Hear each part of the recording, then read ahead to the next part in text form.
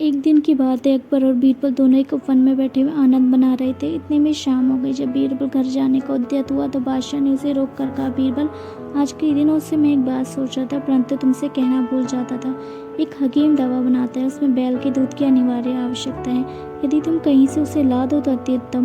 पत्ता खड़का बंदा बड़का। बीरबल बादशाह अकबर की मंशा समझ गया और मन में कहा कि बादशाह इस बहाने मुझे मूर्ख बनाना चाहते हैं। बीरबल बोला, इसमें घबराने की कौन सी बात है, मैं एक सप्ताह में बैल का दूध ले आऊँगा।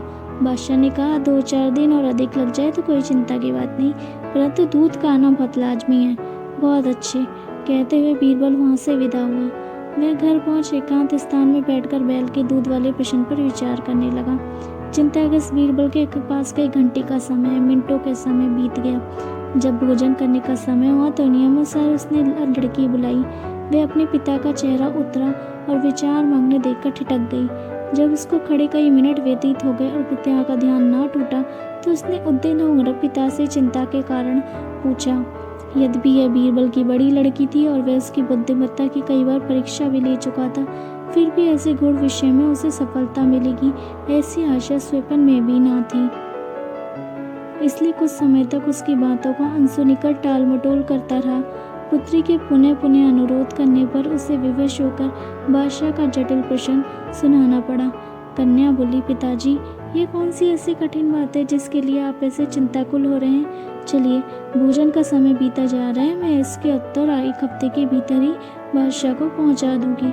लड़की के ऐसे उत्तर से बीरबल की चिंता घटी और साहस कर भोजन करने गया। इस प्रकार जब 2 दिन व्यतीत हो गए तो बीरबल की लड़की ने एक नई तरकीब निकाल ली। वह ढूंढकर बहुत ही पुराने वस्त्रों को घर से बाहर निकाल लाई और उनका एक गट्ठर तैयार किया। जब आधी रात का समय हुआ तो उस गट्ठर को सिर पर लाद कर नदी तट पर जा पहुंची और छियो छियो कर वस्त्र पहचानने लगी।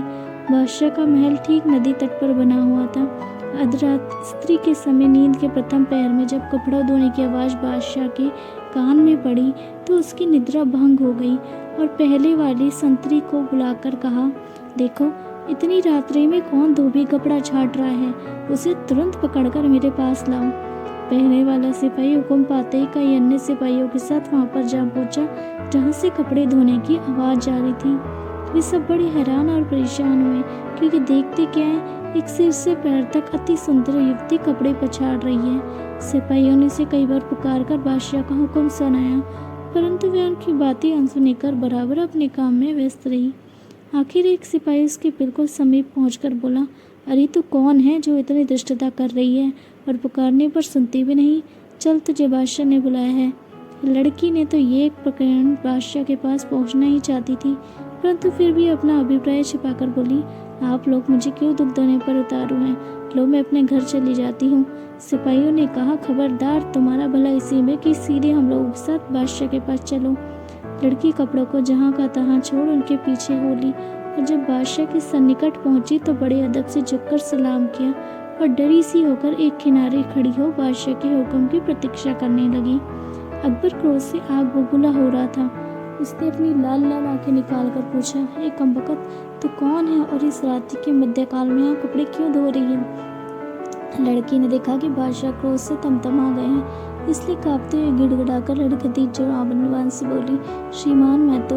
बादशाह को उसे घबराई हुई देखकर दयार हो गई और उसे सांत्वना देते बोले, तू इतना घबराती क्यों है। यदि साफ साफ बदला देगी तो मुझे माफ़ी दे दी जाएगी, अन्यथा बहुत कष्ट उठाएगी। लड़की ने कहा, पृथ्वीनाथ, मुझे इस समय नितांत आवश्यकता पड़ी है जिसके कारण विवश होकर कपड़े धोने आई हूँ।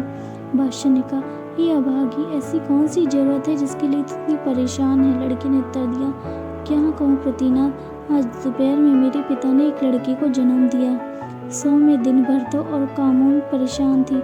इस वक्त फुर्सत पाने पर कपड़े धोने आई हूँ क्योंकि साफ कपड़ों की आवश्यकता आन पड़ी है। लड़की के ऐसे कौतूहलपूर्ण उत्तर को सुनकर बादशाह बड़ा आश्चर्यचकित हुआ और उससे फटकारते बोले, रे नादान छोकरी, तू क्या बकती है, क्या तेरा दिमाग खपते तो नहीं हो क्या है, भला पुरुषों का भी कहीं लड़का पैदा होता है। लड़की सूफ सा देखकर विनम्रता बोली, पृथ्वीनाथ, जब पुरुष का लड़का नहीं हो सकता तो बैल का दूध कैसे होगा।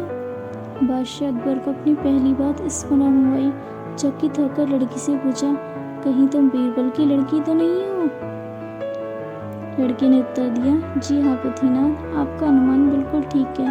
बादशाह उसकी चतुरता से बड़ा प्रसन्न हुआ और उसका आभूषण और द्रव्य पुरस्कार में देखकर बड़ी इज्जत से पालकी में बिठाकर विदा किया।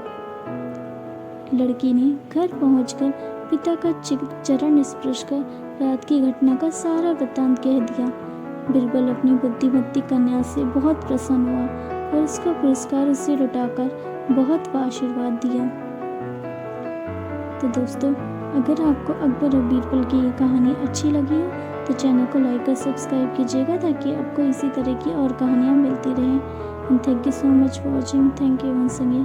Keep watching, keep subscribe, keep follow.